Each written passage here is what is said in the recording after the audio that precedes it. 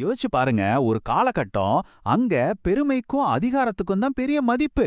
இந்த மாதிரி ஒரு சூழ்நிலையில தான் இயேசு கிறிஸ்துவோட போதனைகள் அந்த பாரம்பரிய கருத்துக்களுக்கு ஒரு பெரிய சவாலா இருந்துச்சு. இதனால மதத் தலைவர்களுக்கும் மக்களுக்கும் நடுவுல ஒரு விதமான பதற்றம் உருவாயிட்டே இருந்துச்சு.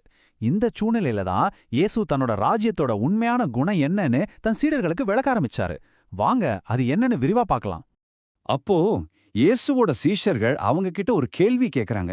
இந்த கேள்வி அவங்களோட மனநிலைய ரொம்ப தெளிவா காட்டுது. அவங்க மனசுல அப்பவும் அதே உலக பார்வை தான் இருந்துச்சு. யாருக்கு பவர் அதிகம், யாருக்கு பெரிய போஸ்ட் கிடைக்கும், யாரு பெரிய ஆளுன்னு தான் யோசிச்சுட்டு இருந்தாங்க. அந்த காலத்துல பொதுவா அப்படிதானே, ஒருத்தரோட பெருமையை அவரோட அதிகாரத்தை வச்சு தான் அளப்பாங்க. ஆனா இயேசு கொடுத்த பதில் அவங்க துளியும் எதிர்பார்க்காத ஒண்ணு. இயேசு உடனே வார்த்தைகளால பதில் சொல்லல. அதுக்கு பதிலா ஒரு சின்ன குழந்தைய கூப்பிட்டு எல்லாரும் பார்க்கற மாதிரி நடுவுல நிக்க வச்சாரு. அந்த ஒரு அமைதியான செயல் அவங்க கேட்ட கேள்விக்கு வார்த்தைகளை விட ரொம்ப சக்தி வாய்ந்த ஒரு பதிலா இருந்துச்சு. அது மேன்மை பத்தி அவங்க வச்சிருந்த மொத்த கருத்தையும் மாத்த போகுதுன்னு அப்போ அவங்களுக்கு தெரியல. இங்கதான் இயேசு விஷயத்த தெளிவா சொல்றாரு. கடவுளோட ராஜ்யத்துல உண்மையான பெருமைங்கிறது பவர்லயோ ஸ்டேட்டஸ்லயும் இல்ல. அதுக்கு பதிலா யார் ஒரு குழந்தை மாதிரி தன்னை தாழ்த்திக்கிறாங்களோ அவங்க தான் அந்த ராஜ்யத்துல பெரியவங்கன்னு கருதப்படுவாங்க. இந்த ரெண்டுக்கும் இருக்கிற வித்தியாசத்தை பாருங்களேன். ஒரு பக்கம் இந்த உலகம் கொண்டாடுற அதிகாரம், அந்தஸ்து, பதவி. இன்னொரு பக்கம் இயேசு முன்னாடி வைக்கிற தாழ்மை, எளிமை, அப்புறம் கடவுளை சார்ந்து இருக்கிற குணம். நிச்சயமா அந்த காலத்துல இருந்த பெருமைக்கும் போட்டி மனப்பான்மைக்கும் இது ஒரு நேரடி சவாலா தான் இருந்துச்சு. சரி, அப்போ பெருமைனா தாழ்மைன்னு புரிஞ்சுக்கிட்டோம். இப்ப அடுத்த விஷயத்துக்கு போலாம். இந்த புது பார்வை சமூகத்துல ரொம்ப பலவீனமா இருக்கிறவங்கள எப்படி பாக்குது, எப்படி பாதுகாக்குதுன்னு பார்க்கலாம். ஏசோ சிறியவர்கள்னு சொல்லும்போது வெறும் குழந்தைகளை மட்டும் சொல்லல. யாரெல்லாம் மனசுல தாழ்மையா இருக்கிறாங்களோ, விசுவாசத்துல கொஞ்சம் பலவீனமா இருக்கிறாங்களோ அவங்களையும் தான் சொல்றாரு. அதனாலதான் இவங்கள ஒருத்தரை தப்பான வழிக்கு கொண்டு போறது, அதாவது பாவம் செய்ய தூண்டுறது ரொம்ப பெரிய தப்புன்னு அவர் ரொம்ப கடுமையா எச்சரிக்கிறார். ஒவ்வொரு தனிநபரோட மதிப்பும் எவ்வளவு முக்கியம்னு புரிய வைக்க இயேசு ஒரு அருமையான கதையை சொல்றாரு. அதுதான் காணாம போன ஆட்டோட கதை. கதை இப்படிதான் தொடங்குது. ஒரு மெய்ப்பன் கிட்ட 100 ஆடுங்க இருந்துச்சு. ஒரு நிறைவான மந்தை இல்லையா?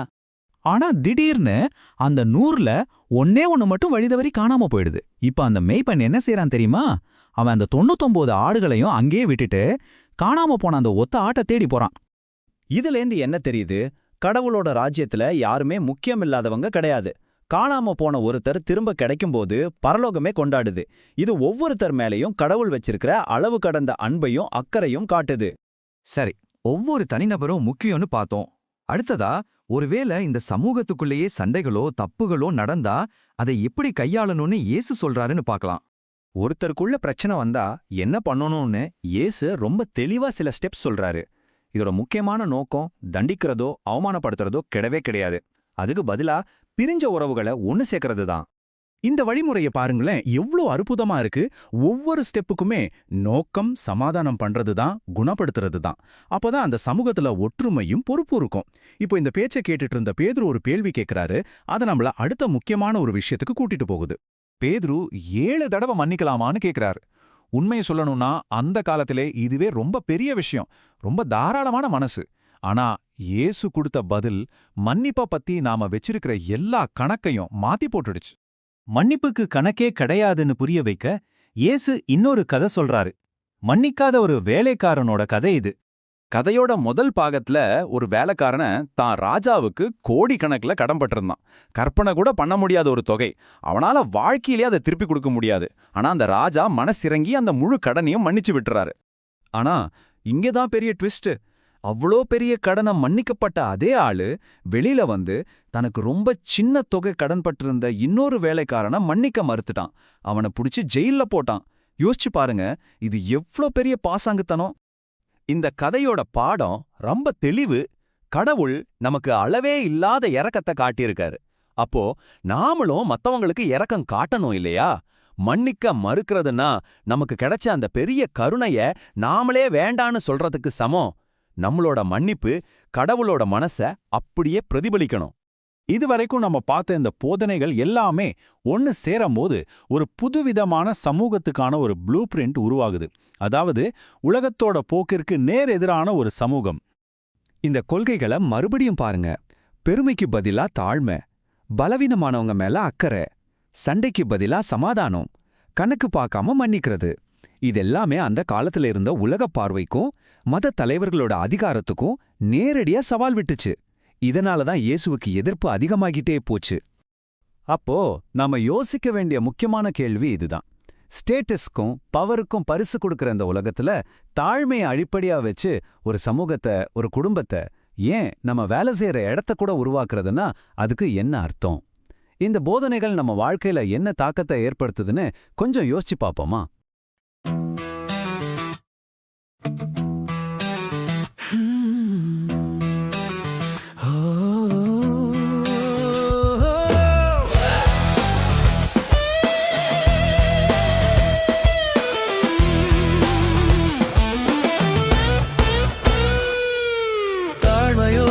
நடப்போம் நாம், இயேசுவின் பாதை பிடிப்போம் நாம், அன்பு கொண்டு வாழ்வோம் நாம், மன்னிப்பு கொண்டு ஜெயிப்போம் நாம்.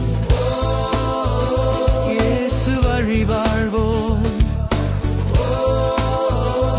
அன்பை நாம் விதைப்போம். சிறு குழந்தை போல மனம் தூய்மையோடு வாழ வேண்டும், பெருமை எல்லாம் விட வேண்டும், தாழ்மையோடு நடக்க வேண்டும்.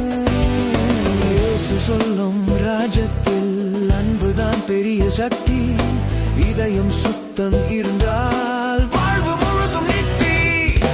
தாழ்மையோடு நடப்போம் நாம், இயேசுவின் பாதை பிடிப்போம் நாம், அன்பு கொண்டு வாழ்வோம் நாம், மன்னிப்பு கொண்டு ஜெயிப்போம் நாம்.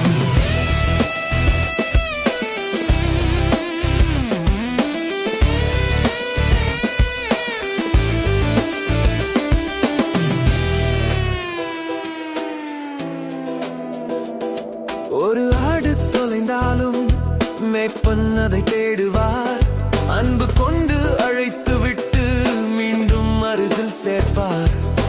அப்படிதான் தேவன் அன்பு, யாரையும் விட மாட்டார். தவறி சென்ற மனிதனை மீண்டும் அவர் அழைப்பார். தாழ்மையோடு நடப்போம் நாம், இயேசுவின் பாதை பிடிப்போம் நாம், அன்பு கொண்டு வாழ்வோம் நாம், மன்னிப்பு கொண்டு ஜெயிப்போம் நாம்.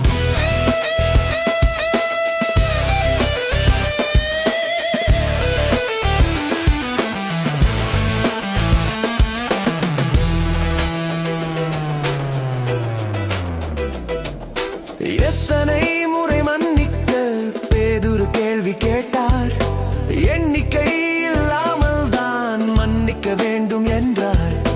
அன்புதான் ராஜ்யம் இங்கே, கோபம் எல்லாம் ஓடட்டும், மன்னிப்பு விதை விதைத்தால் சமாதானம் மலரட்டும். அன்பு வழி நடப்போம் நாம், இயேசுவின் ஒளி தாங்குவோம், தாழ்மை கொண்டு வாழ்ந்தால் வானராஜ்யம் காண்போம்.